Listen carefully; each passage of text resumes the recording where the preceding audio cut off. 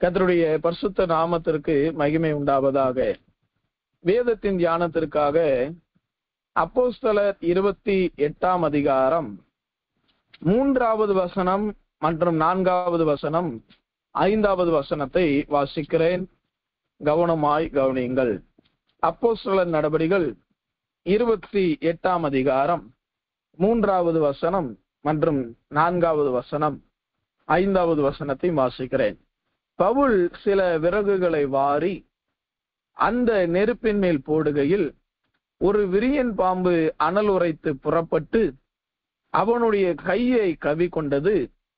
விஷப்பூச்சி அவன் கையிலே தொங்குகிறதை அந்நியராகிய அந்த தீவார் கண்டபோது, இந்த மனுஷன் கொலைபாதகன், இதற்கு சந்தேகமில்லை, இவன் சமுத்திரத்திற்கு தப்பி வந்தும் பலியானது இவனை பிழைக்க விடவில்லை என்று தங்களுக்குள்ளே சொல்லிக் கொண்டார்கள்.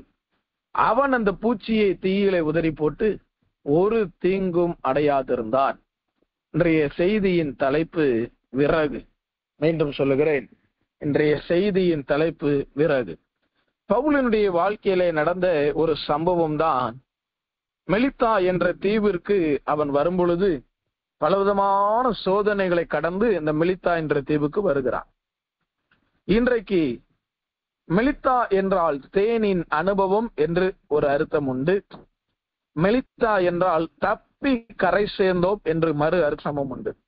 தப்பி கரை சேர்ந்து அந்த தீவுக்கு மெலித்தா என்று பெயரிட்டார். அப்படியானால் தப்பி கரை சேர்கிற அந்த இடத்தின் பெயர் மெலித்தா. மெலித்தா என்றால் தேனின் அனுபவம். எனக்கருமையான தேவனுடைய ஜனமே, பவுல் தன்னுடைய வாழ்க்கையின் பிரயாணத்தில் பலவிதமான போராட்டங்களை, பலவிதமான பிரச்சனைகளை தாண்டி கடந்து அவன் உடைக்கப்பட்டு அவனுடைய வாழ்க்கை நொறுக்கப்பட்டு எப்படியோ தப்பி பிழைத்தால் போதும் என்று நினைத்து மெலித்தா என்ற தீவுக்கு வந்த பொழுது அங்கேயும் ஒரு விஷ பாம்பு அவனை கடித்து கொண்டது போல, இன்றைக்கு எத்தனையோ வல்லமைகளில் இருந்து, பிரச்சனைகளில இருந்து தலையெடுத்து நாம் மேலே வரும் பொழுது, நம்மளுடைய வாழ்க்கை முடிந்தது என்று நினைக்கும் பொழுது, அதிலிருந்து எப்படியோ நாம் தப்பி வரும் பொழுது, போராட்டம் ஓய்ந்தது என்று நினைக்கும் பொழுது திரும்பவும் ஒரு பிரச்சனை நம்மளுடைய வாழ்க்கையில ஆரம்பிக்கிறதா? பவுல் எல்லாம் முடிந்தது என்று நினைத்த பொழுதுதான் பவுலினுடைய கையை விஷ பாம்பு, விரியன் பாம்பு கடித்து கொண்டது. ஆனால் வேதம் தெளிவாய் சொல்லுகிறது என்ன? அந்த விஷ பாம்பு நெருப்பிலே தள்ளப்பட்டது. அவன் சில விறகுகளை பொறுக்கி கொண்டிருக்கையில், பவுல் சில விறகுகளை வாரி நெருப்பை மேல் போடுகையில், இந்த விறகு என்றால் என்ன அர்த்தம்? உயிரில்லாத ஜீவியத்திற்கு அர்த்தம். மரம் என்றால் அதற்கு உயிர் உண்டு என்று அறிவியலாளர்கள் எல்லாரும் பேசுகிறார்கள், நாமும் அறிந்திருக்கிறோம். அப்படியானால் மரத்திலிருந்து வெட்டப்பட்ட ஒரு கட்டையோ ஒரு குச்சியோ அதற்கு உயிர் கிடையாது. அப்படியானால் விறகு என்றால் செத்த கிரியைகளை காண்பிக்கிறது. பவுல் என்றால் பரிசுத்த ஆவியானவருக்கு நிழலாட்டம். விறகு என்றால் செத்த கிரியைகள். நெருப்பு என்பது தேவனுடைய அக்கினியின் அபிஷேகத்தை காண்பிக்கிறது. விரியன் பாம்பு என்பது நம்மளுடைய சுபாவங்களை காண்பிக்கிறது. நான் மீண்டும் வரிசையாய் சொல்லுகிறேன். பவுல் என்பது ஆண்டவருக்கும் பரிசுத்த ஆவியானவருக்கும் நிழலாட்டம். ஆண்டவருக்கு நிழலாட்டம். விறகு என்பது நம்மளுடைய செத்த கிரியைகளை, செத்த ஜீவியத்தை காண்பிக்கிறது. நெருப்பு என்பது கர்த்தருடைய அபிஷேகத்தை, அக்கினியின் அபிஷேகத்தை காண்பிக்கிறது. விரியன் பாம்பு என்பது சுபாவங்களை காண்பிக்கிறது, நம்மளுடைய கிரியைகளை காண்பிக்கிறது. விரியன் பாம்பு குதிரையின் மேல் ஏறி இருக்கிறவனை வழியிலே விழப்பண்ணும் என்று வேதத்திலே வாசிக்கிறோம். விரியன் பாம்பினுடைய வல்லமையே மறைந்து கிடந்து தாக்குற ஒரு வல்லமை தான். எனவேதான் யோவான் ஸ்நானகன் சொல்லுகிறார், விரியன் பாம்பு குட்டிகளே என்று கடிந்து கொள்கிறார். அவங்க வெளியில தன்னை நீதிமானாய் காண்பித்து ஞானஸ்தானம் எடுக்க வந்தாலும் இருதயம் அவர்களுக்குள்ள செம்மையா இல்லை. சரியா இல்லை. அப்படியானால் விரியன் பாம்பு குட்டிகள் என்று சொல்வதற்கு காரணம் உள்ளான இருதயத்திலே சுபாவங்களிலே மாற்றங்கள் இல்லை. பவுல் சில விறகுகளை வாரி, இந்த சில என்பது எதை காண்பிக்கிறது? அழைக்கப்பட்டோரோ அநேகர், தெரிந்து கொள்ளப்பட்டோரோ சிலர். இன்றைக்கு ஆண்டவர் நம்மளை சிலராய் தெரிந்து கொண்டு இருக்கிறார்.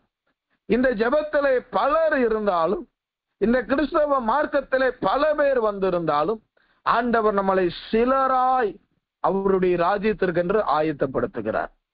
12 பிள்ளைகள் தீனாளோடு சென்று 13 பேர் இருந்தாலும், ஆனால் யோசேப்பை மாத்திரம் கர்த்தர் தெரிந்தெடுத்தார். ஈசாயின் வம்சத்துல எத்தனை பேர் இருந்தாலும் கர்த்தர் தாவீதை மாத்திரம் தெரிந்தெடுத்தார். அப்படியானால் எத்தனையோ ஆசாரியர்கள், எத்தனையோ தேவ பிள்ளைகள் இருந்தாலும் கர்த்தர் ஆரோனின் வம்சத்தை மாத்திரம் தெரிந்தெடுத்தார். அப்படியானால் எல்லாரையும் கர்த்தர் அழைக்கிறார், தெரிந்து கொள்ளுகிறவர்கள் சிலரை மாத்திரம். நாம் அழைக்கப்பட்ட பட்டியலில் இருக்கிறோமா, தெரிந்து கொள்ள பட்டியலிலே வந்திருக்கிறோமா?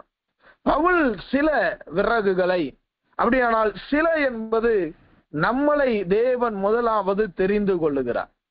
சில என்பது தெரிந்து கொள்ளுதலை காண்பிக்கிறது. பவுல் நம்மளை விறகுகளை தெரிந்து கொண்டது போல ஆண்டவர் நம்மளை தெரிந்து கொள்கிறார். இது முதல் அர்த்தம். வாரி என்றால் என்ன அர்த்தம்? பழைய ஏற்பாட்டிலே ஒரு ஸ்திரீயானவள் விறகு, அவளுடைய வாழ்க்கையிலும் விறகு வருகிறது.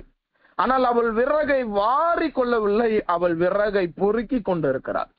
அப்படியானால் வாரி கொண்டிருப்பது எதை காண்பிக்கிறது? வாரி அவனை மார்போடு அணைத்துக் கொள்கிறதை காண்பிக்கிறது. பவுல் சில விறகுகளை வாரி என்றால் என்ன அர்த்தம்? ஆண்டவர் நம்மளை சிலரை அவர் வாரி அணைத்துக் கொள்ளுகிறார். அணைத்துக் கொள்ளுகிறதுக்கு பேர் தான் வாரி கொள்ளுதல். வாரி கொள்ளுதல் என்பது ஒரேடியா அழிந்து போவது என்ற ஒரு அர்த்தம் உண்டு. அவனை ஒரேடியாய் வாரி கொள்ளும் என்று சொல்லுகிறார்கள். ஆனால் வாரிக்கும் அவனை அப்படியே வாரி நான் அணைத்துக் கொண்டேன். இளையகுமாரனை கண்ட பொழுது தகப்பன் வாரி கட்டி பிடித்து அணைத்து முத்தம் கொடுக்கிறார். எனவேதான் வாரி என்பது என்னுடைய அர்த்தம் என்ன? அவனை அணைத்துக் கொள்ளுகிறதை காண்பிக்கிறது. தேவன் நம்மளை சிலராய் தெரிந்து கொண்டு நம்மளை அணைத்துக் கொள்கிற தெய்வமாய் காணப்படுகிறார். எங்கேயோ கிடந்த நம்மளை தேவன் இன்றைக்கு தெரிந்து கொண்டார், நம்மளை அவரோடு அணைத்து கொண்டார். ஆனால் நாம் அவருக்கு என்ன செய்தோம் தெரியுமா? விரியன் பாம்பு அவருடைய கையை, பவுலினுடைய கையை கடித்து கொண்டது போல நம்மளுடைய சுபாவங்களை, நம்மளுடைய பொல்லாத கிரியைகளை, விரியன் பாம்பு என்றால் வழியிலே மன்னிக்கணும், விரியன் பாம்பு என்றால் குதிரையர் மேல் ஏறி இருக்கிறவனை வழியிலே மடங்கடித்து விழ பண்ணுமா. நம்மளுடைய சுபாவம் ஆண்டவருடைய இருதயத்தை காயப்படுத்தி அநேகரை விழத்தண்ணுகிற ஒரு சுபாவமாய் இருக்கிறது. இந்த நல்ல வார்த்தையை கவனித்து பாருங்கள். பவுல் சில விறகுகளை வாருகிறான், விரியன் பாம்பு அதற்குள்ளதான் இருக்குது. தெரிந்து கொள்ளப்பட்ட பொழுதும் சில பொல்லாத சுபாவங்கள் நமக்குள்ள இருக்கிறது. ஆண்டவரால் நாம் அணைக்கப்படும் பொழுதும் அந்த சுபாவங்கள் நமக்குள்ளதான் இருக்கிறது. அப்படியானால் விரியன் பாம்பு என்பது தேவனுடைய பார்வையில ஒரு சபிக்கப்பட்ட காரியம். எத்தனையோ சபிக்கப்பட்ட சுபாவங்களை இன்றைக்கு கிறிஸ்தவர்களாய் இருந்தும் நாம் வைத்துக் கொண்டு இருக்கிறோம். அடுத்து என்ன நடக்கிறது? அவன் அதை நெருப்பின் மேல் போட்டான். நெருப்பு என்பது கர்த்தருடைய அபிஷேகத்தை காண்பிக்கிறது. அப்படியானால் ஆண்டவர் முதலாவது நம்மளை தெரிந்து கொள்கிறார், இரண்டாவது வாரிக்கொள்ளுதல் என்பது அணைத்துக் கொள்கிறார், மூன்றாவது நெருப்பின் மேலே போடுகிறார். நெருப்பு என்பது கர்த்தருடைய அபிஷேகத்தை காண்பிக்கிறது, சோதனைகளையும் காண்பிக்கிறது. சாத்ராக், மேஷாக், யாபேத்நேகோ நெருப்பிலே போட்டாரு. சில நேரம் கர்த்தர் நம்மளை அபிஷேகத்திற்குள்ளே நடத்துகிறார், சில நேரம் சோதனையின் வழியிலே நடத்துகிறார். அபிஷேகத்திலே நிறையும் பொழுது நமக்குள்ள இருக்கிற சில பொல்லாத வல்லமைகள் நம்மளை விட்டு வெளியில போகிறத நல்லா பார்க்க முடியும். அதனாலதான் ஆவியில நிரம்பி ஜெபிக்கணும்னு சொல்றது. அப்ப நம்ம உள்ள பொல்லாத ஆவி இருக்குதான்னு கேட்டா அப்படி கிடையாது. ஒரு இடத்துல ஒரு குடும்பத்திற்காக ஜெபித்த பொழுது அவங்க கிட்ட நான் சொல்லியிருந்தேன், ஒரே சண்டை அந்த வாலிப பிள்ளைக்காக ஜெபித்த பொழுது, அம்மா உனக்குள் உன்னிடத்தில் ஒரு எரிச்சலின் ஆவி போராடுதுன்னு சொல்லிட்டேன் நான். உடனே அவங்க வீட்டுக்காரு அந்த தம்பி அதை கேட்டாப்புல வீட்டுல போய் என்னதுமா சொன்னாரு, நீ ஒரு பேய் பிடிச்சவன்ட்டார், உனக்குள்ள அசுத்தாவி இருக்குன்ட்டார். இவன் அலறி அடிச்சுக்கிட்டு சபைக்கு போன் பண்ணி, என்னைய ஊழியக்காரு பேய் பிடிச்சோன்னு சொல்லிட்டாரு, எனக்கு நிம்மதியே இல்லை. சொன்னது வீட்டுக்காரு, ஆனா பழி வந்தது ஊழியக்காரு மேல. ஆண்டவர் சொன்னா எரிச்சலின் ஆவி போராடுது, சத்தியத்தை விளங்கிக் கொள்ள மனதில்லை. அப்புறம் கூட்டு அவனையும் கண்டித்து குடும்பத்தினர்களையும் கண்டித்து அதன் பின்பு சத்தியத்தை விலக்கி சொன்ன பின்பு அவர்கள் தெளிவடைந்தார்கள், மனக்கண்கள் திறக்கப்பட்டு.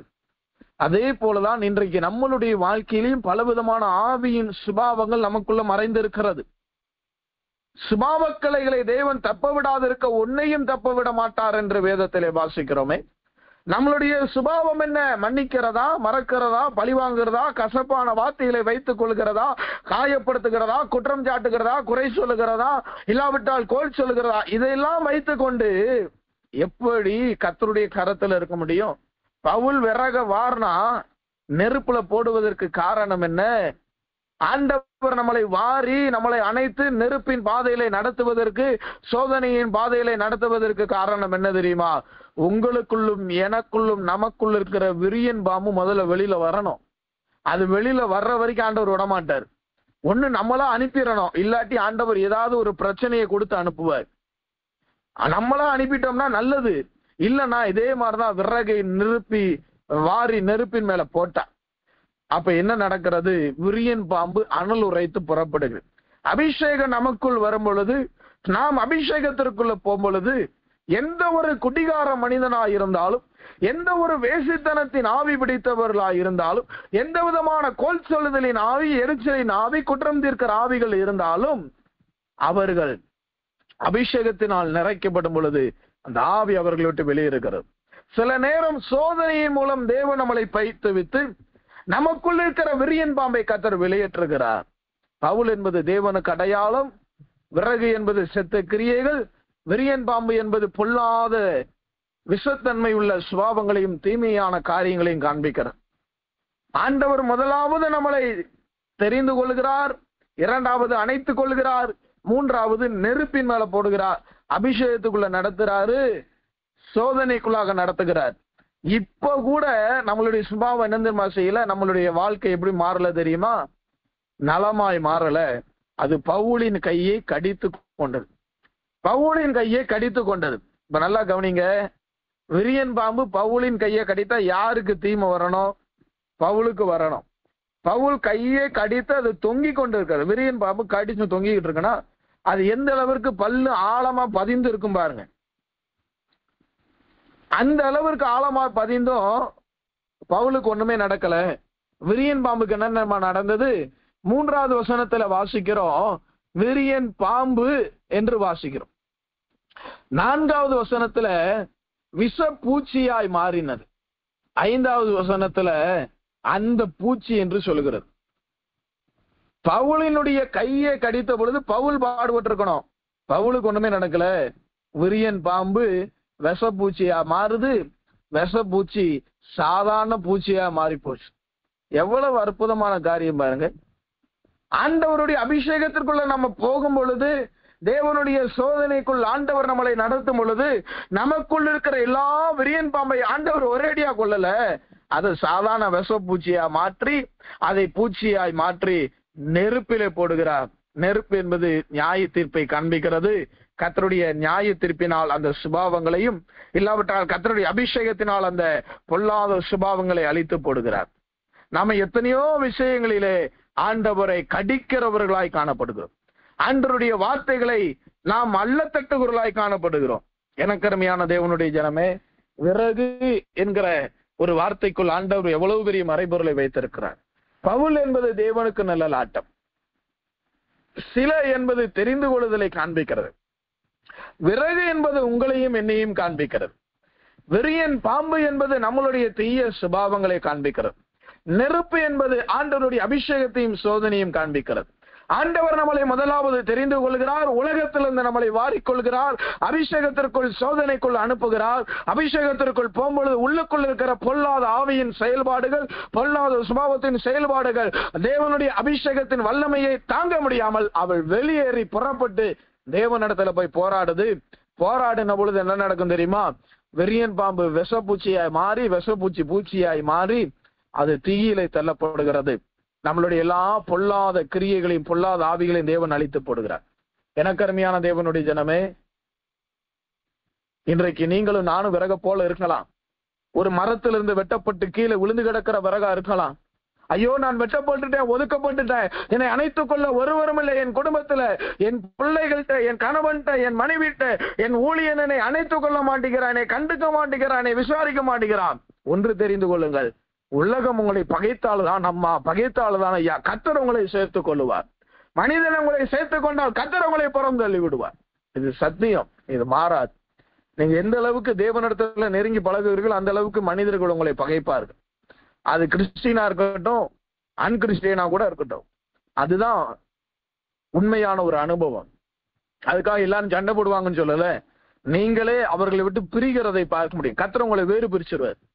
இன்றைக்கு மரத்திலிருந்து வெட்டப்பட்டு கீழே கிடக்கிற ஒரு சாதாரண ஒரு கட்டையை போல, ஒரு விறகை போல இருக்கலாம். உங்களுக்குள் அனல் இல்லாதபடியினால், அபிஷேகம் இல்லாதபடியினால் விரியன் பாம்பு வந்து குடியேறி இருக்கிறது. விரியன் பாம்பு வழியிலே இருக்கிறவனை, குதிரையின் மேல் இருக்கிறவனை வழியிலே விழ பண்ணுகிறது. விரியன் பாம்பு அது எல்லாரையும் கடித்து சிதறடிக்கிற ஒரு வல்லமை. விரியன் பாம்பு குட்டிகளை என்று யோவான் ஸ்நானகன் கடிந்து கொண்டான். இன்றைக்கு விரியன் பாம்பை கர்த்தர் வெளியேற்றணும்னு நினைக்கிறார். நான் மீண்டும் சுருக்கமா சொல்லிடுறேன். பவுல் என்பது ஆண்டவருக்கு நிழலாட்டம், விறகு என்பது நீங்களும் நானும், சிலை என்பது தெரிந்து கொள்ளுதலை காண்பிக்கிறது, வாரி என்பது உலகத்திலிருந்து தேவன் வாரி நம்மளை அணைத்துக் கொள்கிறதை காண்பிக்கிறது, நெருப்பு என்பது கர்த்தருடைய அபிஷேகத்தையும் தேவன் நம்மளுக்கென்று அனுமதிக்கிற சில சோதனைகளையும் காண்பிக்கிறது. ஆண்டவர் நம்மளை தெரிந்து கொண்டு நம்மளை வாரி அபிஷேகத்திற்குள்ளே அனுப்பி சோதனைக்குள்ளே அனுப்பும் பொழுது நமக்குள்ள இருக்கிற விரியன் பாம்பு வெளியேறி அது ஆண்டவரிடத்தில் போய் அவரை காயப்படுத்தினாலும் விரியன் பாம்பு விஷப்பூச்சியா மாறி, விஷப்பூச்சி சாதாரண ஒரு பூச்சியா மாறிடும். சாதாரண பூச்சினா என்ன, மழை காலத்துல வருகிற அந்த சின்ன சின்ன பூச்சியை ஒரே விரல்ல நசுக்கிடுவோம். ஆண்டவருக்கு முன்பதாக எதிர்த்து நிற்கிற எல்லா வல்லமையும் நசுக்கப்பட்டு போயிடும், அது பலன் இழந்து போய்விடும். ஏன் இந்த விரியன் பாம்பு வந்துச்சுன்னா, விறகா இருக்கிறீங்க நீங்க, மரமா இருந்திருந்தீங்க, செடியா இருந்திருந்தீங்கன்னா ஒன்று படர்ந்து இருப்போம், மரமா இருந்ததுன்னா கிளைகளை கொடுத்திருந்துப்போம். காரணம், உயிர் மரத்திற்குள்ள இருக்கிறது. கர்த்தருடைய உயிர் இல்ல, அபிஷேகம் இல்ல, கர்த்தருடைய பலன் நமக்குள்ள இல்ல. அதனாலதான் இன்னைக்கு நம்ம விறகா மாறிட்டோம்.